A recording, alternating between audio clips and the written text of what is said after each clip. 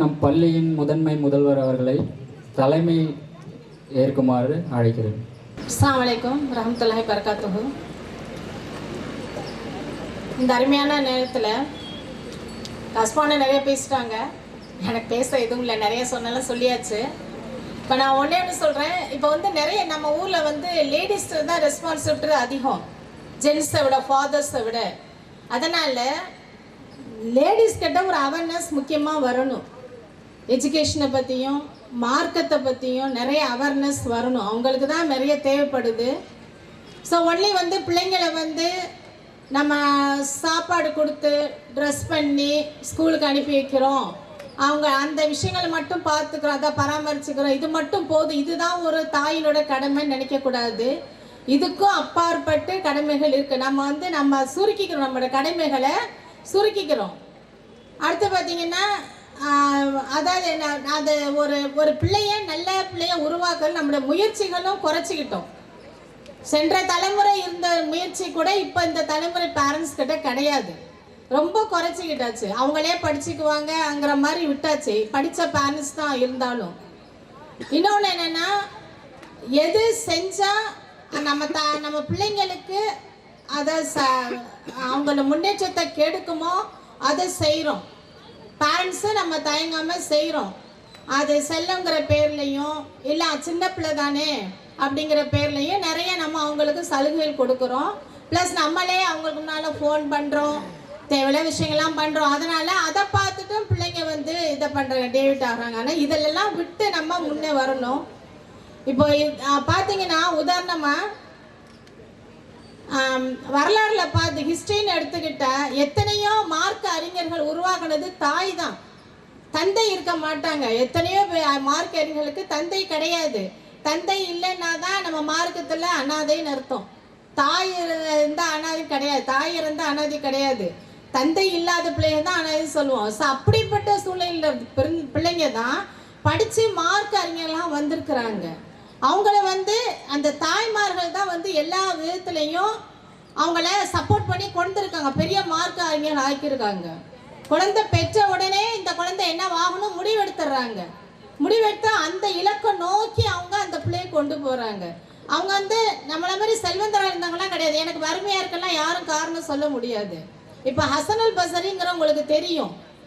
அவங்களோட தாய் ஹைரா, ஒரு அடிமை பெண், ரசூலுல்லாஹ்வுடைய மனைவியான உம்மு சல்மா அவங்க கிட்ட வேலை செஞ்ச ஒரு பெண்.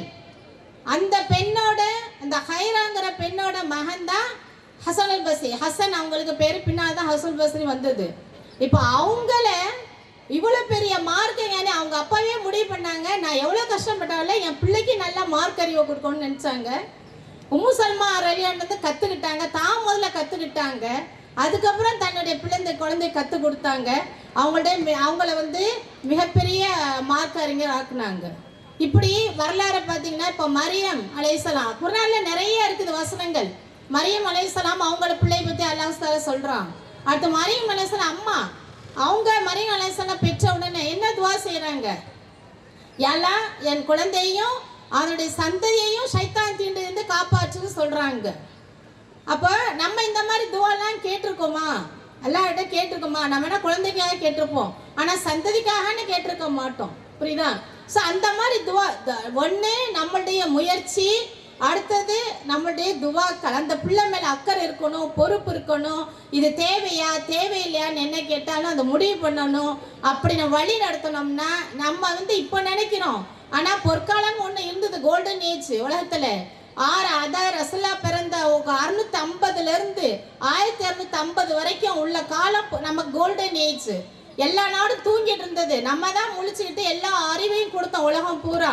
அப்போ பெண்களுடைய பங்கு ரொம்ப அதிகமாக இருந்தது. இப்போ நீங்கள் அந்த ப்ரோக்ராம்லாம் பார்ப்பீங்க.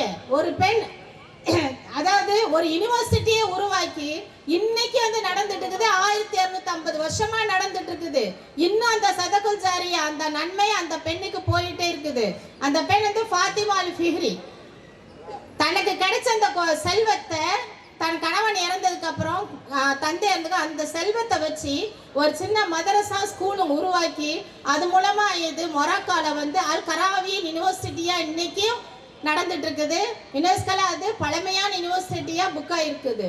ஸோ ஒரு பெண்ணால் முடியும். நம்ம பிள்ளைய சாலியான பிள்ளைங்களா வளர்க்கணும்னா எந்த நான் பெண் தானே என்னால் எப்படி முடியும் கிடையாது. நீங்கள் மொபைல் பார்க்கணும்னா பாருங்க, அது வந்து சாபக்கேடு கிடையாது, அது ஒரு வரப்பிரசாதம் கூட, பூன் கூட. ஏன்னா அந்த மொபைல் தான் எனக்கெல்லாம் நிறைய விஷயங்களை கற்றுக் கொடுக்குது. மார்க்க விஷயமா இருந்தாலும் உலக விஷயமா இருந்தாலும் அந்த மொபைல தான் நான் எடுத்துக்கிறேன் எல்லாத்தையுமே. ஸோ அந்த மொபைல் ஒரு வரப்பிரசாதம்.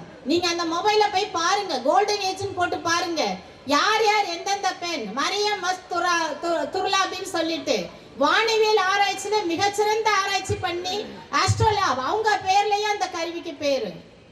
ஆயிஷா சாதுங்கிறவங்க பெரிய பெரிய மார்க் அறிஞ அந்த டீச்சர். அந்த காலத்துல என்னன்னா லேடிஸ்ட தான் மார்க் அறிஞர்னா ஐரோப்பிய அந்த வர அறிஞர் எல்லாமே பாடம் கத்துட்டு இருக்காங்க. மிகச்சிறந்த டீச்சர்ஸா இருந்திருக்காங்க லேடிஸ். இப்போ நமக்கெல்லாம் டீச்சர்ஸ் ரொம்ப தேவை. மற்ற துறையை விட டீச்சர்ஸ் வந்து ரொம்ப வாண்டட். இப்போ நம்ம வந்து படிச்சுட்டு வீட்டில் இருக்கக்கூடாது, டீச்சர்ஸாக வந்து ஸ்கூல்ஸில் ஒர்க் பண்ணணும். நம்ம ஸ்கூல்லையும் கவர்மெண்ட் ஸ்கூல்லையும் வேலை கிடைச்சா போய் ஒர்க் பண்ணி நம்ம மார்க்கத்தை வந்து அங்கே பாதுகாக்கணும். எந்த சொல்ல மார்க்கத்தை விட்டு கொடுக்காம நம்ம என்ன செய்யணும், ஒரு டீச்சர்ஸாக போகணும். பரவலாக போனீங்கன்னா அந்த டீச்சிங் மூலமாக நம்ம எவ்வளவோ மனித சமுதாயத்துக்கு நம்ம உதவி செய்ய முடியும்.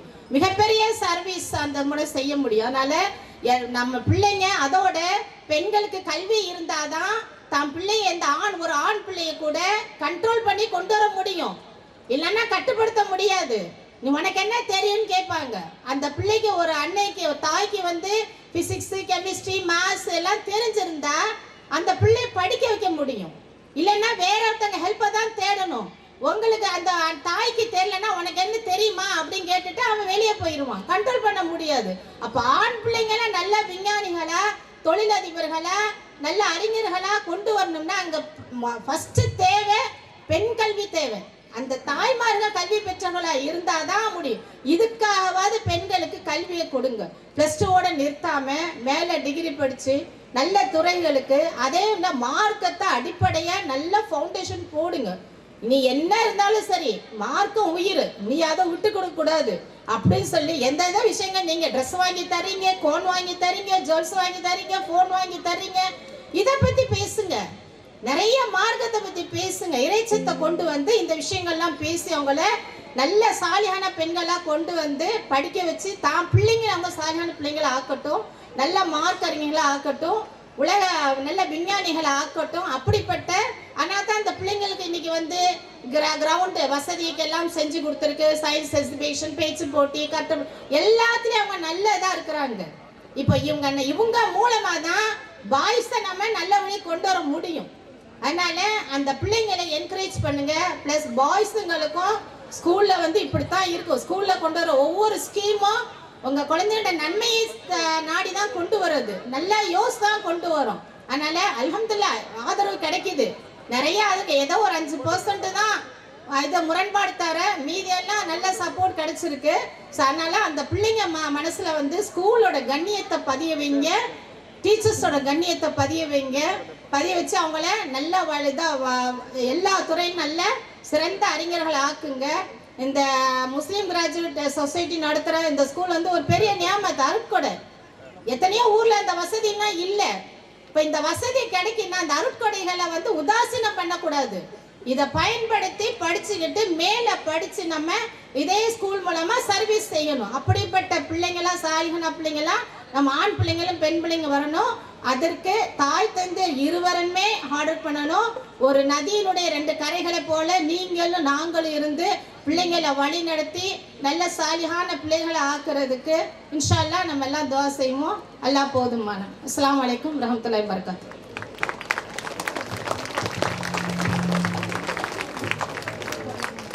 10th 11th 12th toppers. உண்மையிலேயே டாப்பர்ஸ்னா ரொம்ப ஈஸியாக வரதில்லை. ஒரு கோலை செட் பண்ணி அந்த கோல், அந்த towards the goal we should travel with efforts and hard working. அப்படி இருந்தால் தான் முடியும். ஸோ அந்த மாதிரி ஹார்ட் ஒர்க் மூலமாக வந்தவங்க தான் டாப்பர்ஸ். இன்றைக்கி வந்து 10th 11th 12th ஸ்டூடெண்ட்ஸ் அவங்கள வந்து ஆனர் பண்ணுறதுக்கு இப்போ அவங்களை கூப்பிடுவாங்க. நீங்கள் give them big hand. Clap பண்ணி அவங்கள என்கரேஜ் பண்ணுங்க. இன்ஷால்லா அடுத்தடுத்த பிள்ளைங்க இப்படி நிறைய வாங்கணும். அடுத்தது ப்ரைஸ் வாங்கி எவ்வளோ செலவு பண்ணுறதுக்கும் இங்கே வந்து தயங்குறது இல்லை மேனேஜ்மெண்ட்டு. நீங்கள் தான் நிறைய வாங்கணும், உங்கள் பிள்ளைங்க வாங்கணும், அவ்வளோதான். அந்த திறமையை வெளிப்படுத்தணும் எல்லாத்துலேயுமே. ஓகே வாங்க, வெல்கம். அஸ்ஸலாமு அலைக்கும் வரஹ்மத்துல்லாஹி வபரகாத்துஹு.